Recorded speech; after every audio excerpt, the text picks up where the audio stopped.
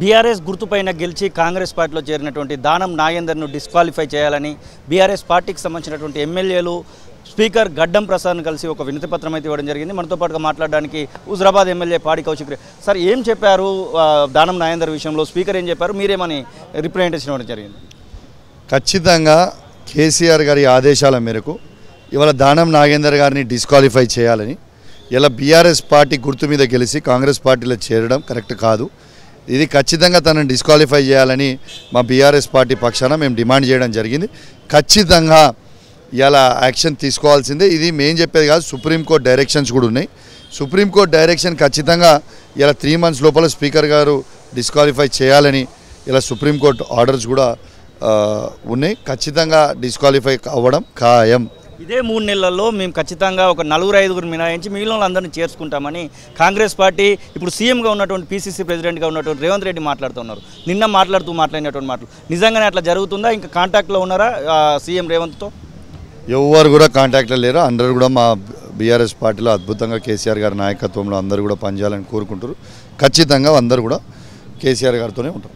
గతంలో BRS party KCR చేసినటువంటి పనులే ఇప్పుడు కాంగ్రెస్ పార్టీ చేస్తుంది. కొత్తగా ఏం చేసేది లేదు, నువ్వు నేర్పిన విద్య నీరజాక్ష అనేటువంటి మాట కాంగ్రెస్ పార్టీ వాళ్ళు చెప్తా ఉన్నారు. దానికి ఏం సమాధానం చెప్తారు? సరే, నీకు ఒకటే చెప్తా ఉన్నా, కేసీఆర్ గారు ఎన్నడూ కూడా ఇట్లా ఇండివిజువల్ తీసుకొచ్చి కండువా కప్పింది ఒక్కటన్నా చూపించమని చెప్పు. 2014 నుంచి 2023 వరకు మేము ఉన్న 9.5 years రూల్లో ఏ ఒక్కరికి ఇండివిజువల్ కండువా కప్పింది మాకు చూపి. ఎస్, వాళ్ళ పార్టీ మాకు వద్దు, మేము మర్జ్ అవుతామని వాళ్ళందరూ వచ్చి మర్జర్ అయ్యారు తప్ప ఏడ కూడా ఇండివిజువల్ ఎంకరేజ్మెంట్ అనేది మేము చెయ్యలేదు.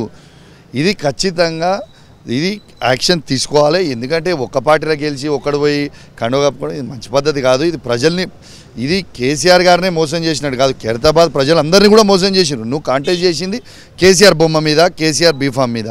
కేసీఆర్ గారి కోసం జనం వాడ ఓటేసిరు, నువ్వు జనం కూడా మోసం చేసినట్టే కదా.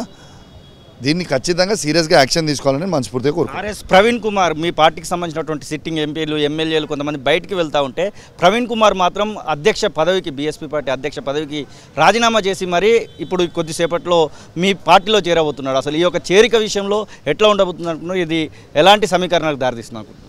అద్భుతంగా ఉంటుంది. ఆర్ఎస్ ప్రవీణ్ కుమార్ గారికి ఖచ్చితంగా నేను బీఆర్ఎస్ పార్టీ శాసనసభ్యునిగా, కేసీఆర్ అభిమానిగా ఖచ్చితంగా తనకు కూడా స్వాగతం పలుకుతూ ఉన్నాం. తను కూడా అద్భుతంగా కావాలి, రాబోయే కాలంలో ఖచ్చితంగా తను ఎంపీ కావాలని కూడా, బీఆర్ఎస్ పార్టీ పక్షాన ఎంపీ కావాలని కూడా మనస్ఫూర్తిగా కోరుకుంటా ఉన్నాం. తన స్వాగతం పలుకుతూ ఉన్నాం. ఇప్పుడు రాజకీయాలు చేసి ఒత్తిడి పెట్టి తన ప్రెస్ మీట్ చూసిన నేను, మేము అఫీషియల్గా అలయన్స్ పెట్టుకున్న తర్వాత బీజేపీ వాళ్ళ ఉన్న మాయావతి గారి మీద ప్రెషర్ పెట్టి మీరు ఇప్పుడు అలయన్స్ పెట్టుకోవద్దని బెదిరించడం చేయడం వల్ల ఆయనకు నచ్చలే. దానివల్ల రాజీనామా చేసి ఇలా అఫీషియల్గానే బీఆర్ఎస్ పార్టీలో కూడా చేరబోతా ఉన్నారు. కరీంనగర్ పార్లమెంట్ నియోజకవర్గంలో ఎమ్మెల్యేగా మీరు కొనసాగుతూ ఉన్నారు. మీ పార్టీ ఇప్పటికే వినోద్ కుమార్ను ప్రకటించింది. ఇక వినోద్ కుమార్ ఆస్తులకు సంబంధించి కొన్నిటిపైన రైట్స్ కూడా జరుగుతున్నాయి. మొన్న 6 కోట్లు దొరికాయి, అవి వినోద్ కుమార్ అనేటువంటి ప్రచారం కూడా జరుగుతూ ఉంది. అసలు ఈ యొక్క పరిణామాలు ఎట్లా చూస్తున్నారు? నెక్స్ట్ టైం కూడా గెలుస్తానని బండి సంజయ్ చెప్తున్నటువంటి మాటలకు ఏం సమాధానం చెప్తారు? నువ్వు రాసి పెట్టుకో బ్రదర్, మళ్ళీ నీతో June 4th మాట్లాడతా. కరీంనగర్ పార్లమెంట్లో బీఆర్ఎస్ పార్టీ జెండా 1,00,000 వాళ్ళు ఎగిరేపోతా ఉన్నాం. There is no doubt. ఇలా 6 కోట్లు దొరికినాయి అంటే వినోద్ కుమార్ గారికి కావు, వాళ్ళ కంపెనీ ఉండొచ్చు. అది వినోద్ కుమార్ గారికి దానికి ఏమీ సంబంధం లేదు. వాళ్ళే అనేక ప్రతిమ అనేది అదొక మల్టీప్లెక్స్, అనేక బిజినెస్లు ఉన్నాయి, అనేక వ్యాపారస్తులు ఉన్నారు, అనేక ఇవి ఉన్నాయి. దానికి సంబంధించిన తప్పితే అది వినోద్ కుమార్ గారికి ఎటువంటి సంబంధం లేదు. నెంబర్ 1. నెంబర్ 2, 101% మేము గెలవబోతా ఉన్నాం. వాళ్ళు వినోద్ కుమార్ గారిని ఎంత ఇబ్బంది పెడితే అంత మెజార్టీ మాకు పెరుగుతాం ఖాయం. పోలీస్ డిపార్ట్మెంట్ వాళ్ళను మీరు కొంచెం ఇబ్బంది పెట్టారు, మాట్లాడినటువంటి మాటలు వాళ్ళ మనోభావాలు దెబ్బతిన్నాయని మీ పైన కేసు కూడా అయినట్టుంది. ఆ కేసుని ఎట్లా ఎదుర్కోబోతున్నారు? మీరు మాట్లాడినటువంటి మాటలకు ఇంకా కట్టుబడి ఉన్నారా? 100% కట్టుబడి ఉన్నా. మా బీఆర్ఎస్ పార్టీ కార్యకర్తల మీద అక్రమ కేసులు పెడితే ఎవరిని కూడా రేపు ఇచ్చిపెట్టేది లేదు. నేను మాట కట్టుబడున్నా, మా అక్రమ కేసులు పెట్టి ఇబ్బంది పెట్టిన వాళ్ళందరినీ మిత్తితో సహా మళ్ళీ వసూలు చేస్తాం. ఏదో ఆచామాషిగా తమాషగా ఎవరు లేరు. మీరు కేసులు పెడితే భయపడే పరిస్థితులు కూడా నేను లేను. మీ చాతనైనా చేసుకోర్రి.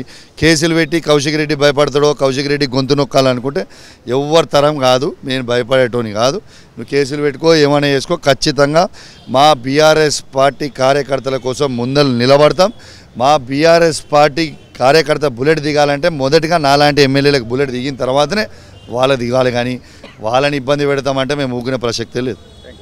ఇది పాడి కౌశిక్ రెడ్డి చెప్తున్న మాటలు. ఖచ్చితంగా 3 నెలలలో దానం నాగేందర్ని ఖచ్చితంగా డిస్క్వాలిఫై చేయాల్సినటువంటి అవసరం ఉందనేటువంటి మాటనైతే వారు చెప్తున్నటువంటి పరిస్థితి. కెమెరా పర్సన్ సత్యతో కలిసి శ్రీనివాస్ తొలివెలుగు, ఎమ్మెల్యే క్వార్టర్స్, హైదరాబాద్.